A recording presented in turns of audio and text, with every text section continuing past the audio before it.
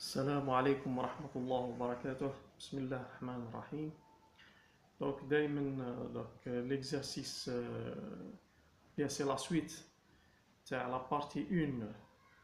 Le premier exercice sur l'analyse des circuits en courant sinusoïdal ou bien en régime sinusoïdal. Cette fois-ci, bon, on a le deuxième exercice et c'est la deuxième partie, la dernière partie fait le chapitre 2 concernant le régime sinusoïdal permanent.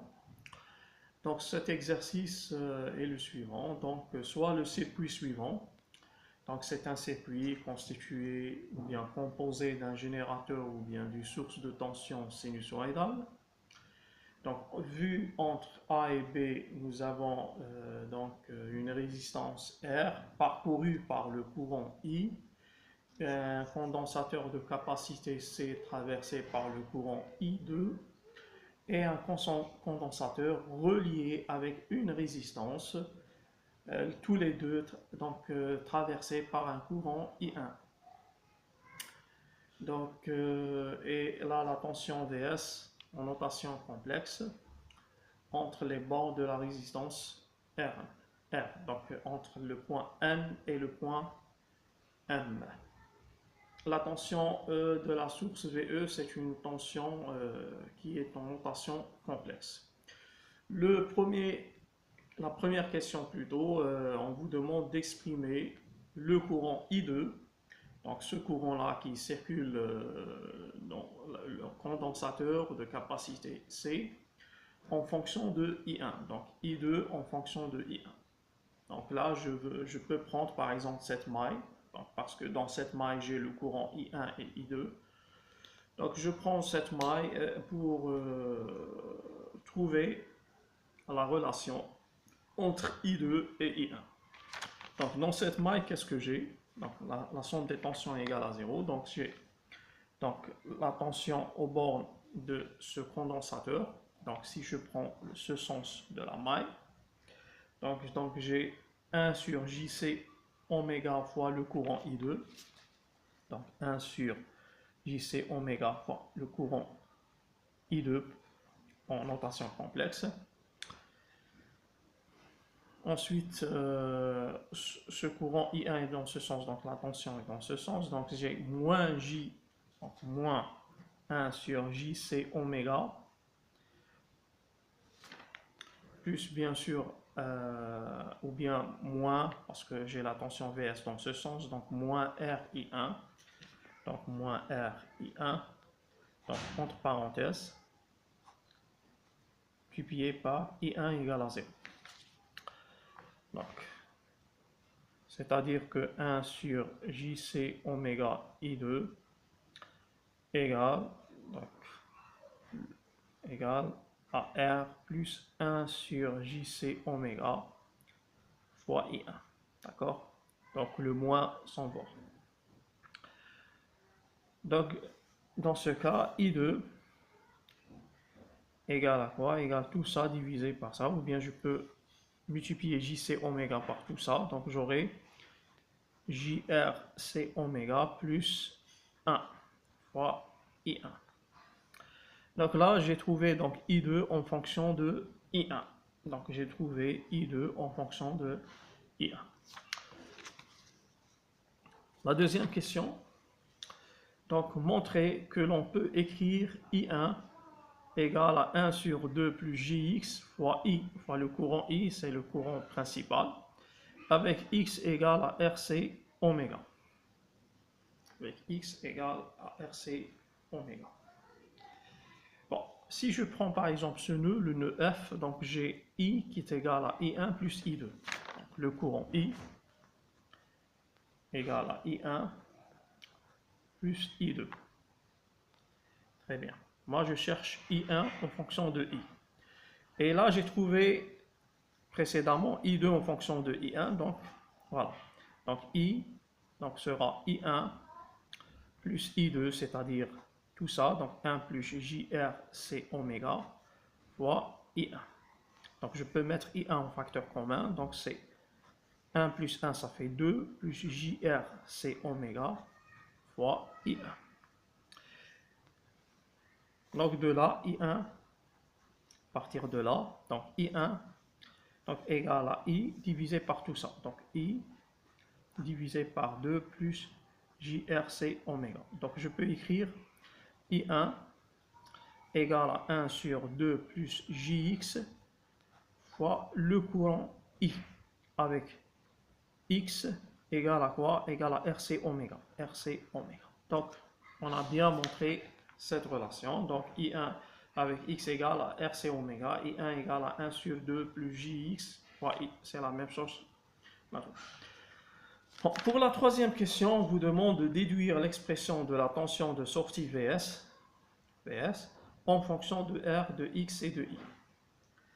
Donc VS, c'est la tension au bord de la résistance R. Elle est appliquée entre les points 1 et M. Donc VS est donc égal ou bien vaut R fois I1. Donc c'est R fois I1. Donc VS, en notation complexe, égale à R fois le courant I1. Très bien, mais dans la question 3, on vous demande de trouver VS en fonction de R, de X et de I. Moi là j'ai I1, donc je peux convertir I1 à I. Bon, précédemment, la question précédente, donc on a trouvé I1 en fonction de I, donc je remplace. VS devient R fois 1 sur 2 plus JX, donc je replace I1 par ça, fois I. Et donc VS égale à R sur 2 plus JX fois le courant I. Et donc j'ai trouvé VS en fonction de R, de X et du courant I. La quatrième question, on vous demande d'exprimer la tension d'entrée, c'est-à-dire VE, en fonction de X et I, en fonction de X et du courant I. Et déterminer, donc par la suite, l'impédance d'entrée du circuit. Donc, la première partie de cette question, c'est d'exprimer la tension d'entrée en fonction de X et de I. Donc on peut appliquer la loi de la maille sur cette maille, d'accord? Bien, d'accord? Donc je prends cette maille, qu'est-ce que j'ai? Donc j'ai VE égale à quoi? Donc égale à R fois I, donc R fois I, plus 1 sur JC oméga fois I2. Donc 1 sur JC oméga fois I2.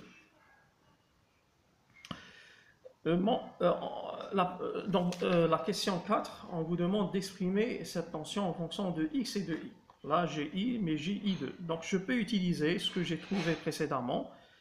Donc, I2, j'ai trouvé I2 en fonction de I1. Après, j'ai trouvé I1 en fonction de I. D'accord? Donc, je peux remplacer directement. Donc, VE serait donc R fois I plus 1 sur JC oméga fois I2. I2, c'est ça, donc c'est 1 JRC oméga plus 1 fois I1. I1, c'est ça, c'est 1 sur 2 plus JX fois I. Très bien. Donc dans ce cas, VE égale donc à facteur commun I, donc R plus, bon, je vais multiplier tout ça, donc JC oméga fois JRC oméga, donc ça donne R plus 1 sur JC oméga multiplié par 1 sur 2 plus JX, d'accord? Tout ça multiplié par I. Donc c'est-à-dire que VE égale à, donc c'est R plus 1 sur JC oméga, je peux l'écrire R sur JC oméga fois R, donc pour simplifier R et X, et JC oméga R c'est X. D'accord, multiplié par 1 sur 2 plus JX, le tout fois I. Donc je peux écrire aussi pour simplifier E égale à R plus, donc là je peux faire sortir même R en facteur commun, R fois, et je peux unifier le dénominateur, donc j'aurai GX plus 1 sur GX multiplié par 1 sur 2 plus GX, le tout multiplié par I. Donc ça donne donc R facteur commun fois 1 plus, donc tout ça, donc c'est J plus je peux mettre 1 plus Gx sur Gx fois 2 plus Gx multiplié par le courant.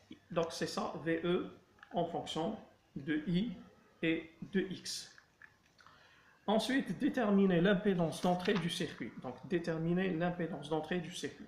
Donc l'impédance d'entrée, c'est ZE égale à quoi? Égale la tension appliquée à ce circuit VE divisé par le courant I. Donc c'est VE divisé par le courant I. Donc c'est tout ça divisé par le courant I. Et donc ça donne juste ça. Donc R fois 1 plus Jx sur Jx fois 2 plus Jx. Ça c'est l'impédance d'entrée du circuit. La cinquième question est la dernière, bien sûr. Déterminer le gain en tension G égale à la valeur ou bien le module de Vs sur Ve et tracer la courbe de Gx. Donc je dois d'abord calculer Vs sur Ve. Donc on doit d'abord calculer Vs sur Ve. Donc, Vs sur Ve en notation complexe égale. Bon, Vs c'est ça, donc j'ai trouvé ça, donc R sur, donc R divisé par 2 plus Gx, multiplié le tout par I, d'accord? Le tout multiplié par le courant I, divisé par VE, VE c'est ça. Donc c'est R fois 1 plus Gx sur Gx fois 2 plus Gx, multiplié par le courant I. Donc je simplifie I avec I. Donc j'aurai la Vs sur Ve égale, donc R sur, donc je vais multiplier 2 plus Gx par ça, donc ça donne 2 plus Gx, très bien, plus, et je multiplie par ce Gx, donc ça donne 1 plus Gx sur Gx. Très bien. Donc de là, donc cela donne R sur.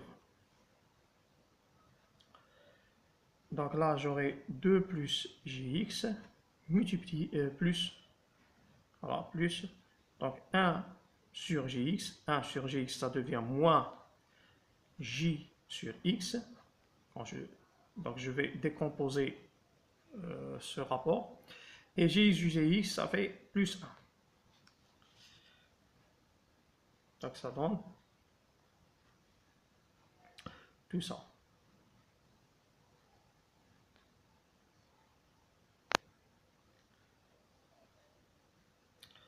Très bien. Donc ça devient 2R sur 2 plus Gx plus 1 moins J1 sur X. Donc je peux mettre les parties réelles à part et les parties imaginaires à part. Donc j'aurai dans ce cas Vs sur Ve. Donc Vs sur Ve égale à la résistance R sur. Donc là j'aurai 2 plus 1, ça fait 3. Plus J, la partie imaginaire, c'est X moins 1 sur X. C'est X moins 1 sur X. Voilà. Donc, maintenant, je vais calculer donc, le module Vs sur Ve. Donc, Vs sur Ve, donc j'ai un nombre réel sur un complexe. Donc, le module, c'est R, c'est ce réel sur le module de ce complexe. Donc, c'est R sur la racine carrée de la partie réelle au carré plus la partie imaginaire au carré. Donc, 3 à la puissance 2, ça fait 9, plus tout ça, donc x moins 1 sur x au carré. Donc ça c'est le gain. Donc g de x égale à r sur la racine carrée de 9 plus x moins 1 sur x au carré. Très bien. Ensuite, on vous demande de tracer, la courbe g de x, donc le gain en tension. Donc g de x égale à tout ça. Donc je vois bien que la première des choses, que c'est une fonction paire. Donc g de x, elle est paire.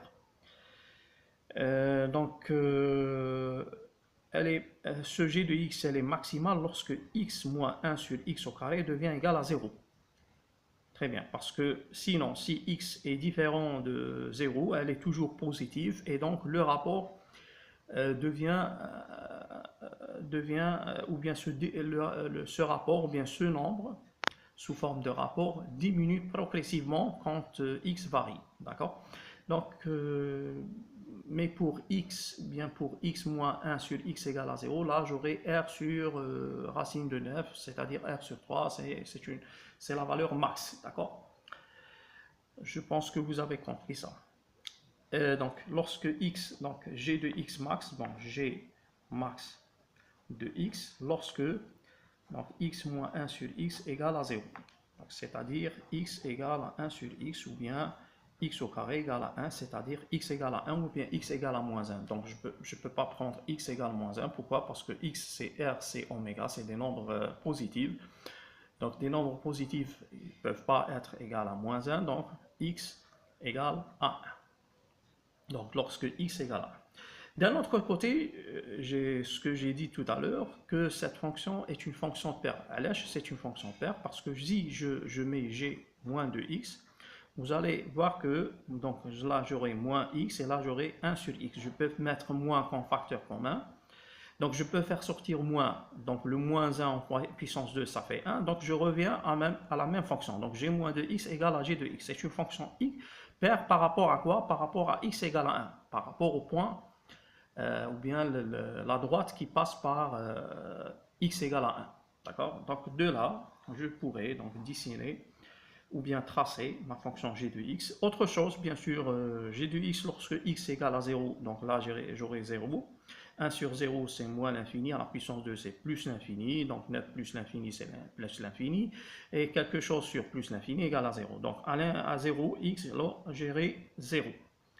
Donc à x égale à 0. Donc je prends ça, l'axe des x, et là c'est la fonction g de x. Donc à 0, donc j'ai 0.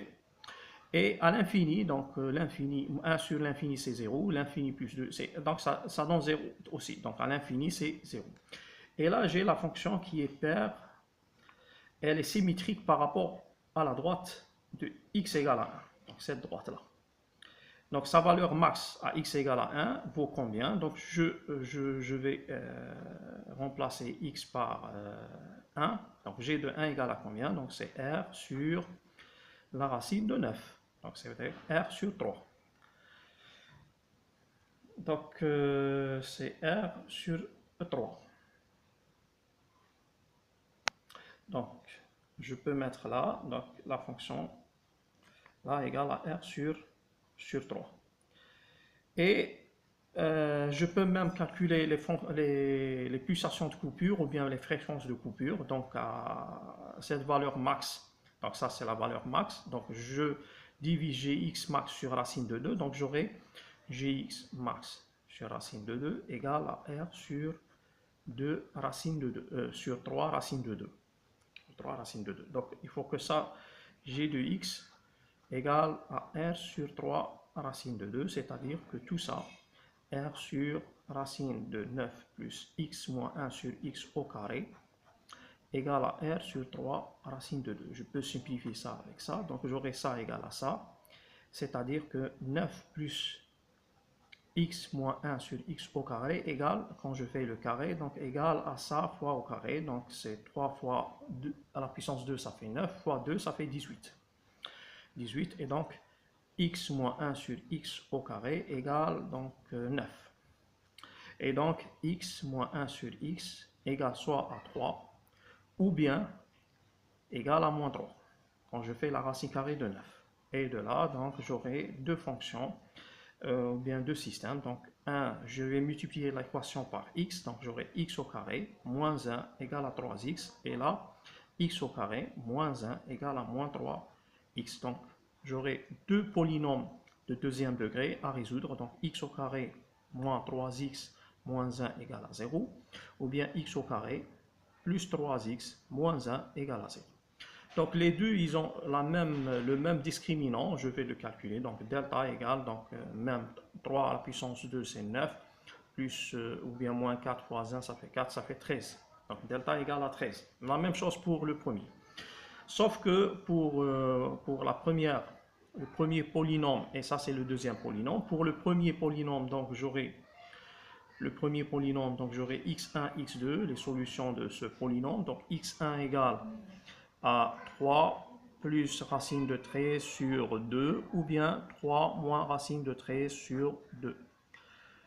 Donc ça donne à peu près là 3 plus 4, ça fait 7, ça fait 3,3 à peu près. Et là, donc j'aurai peut-être donc 3 moins attention. Non, racine de 13, ça fait 4, 7, ça fait 6, 3 et demi, 2.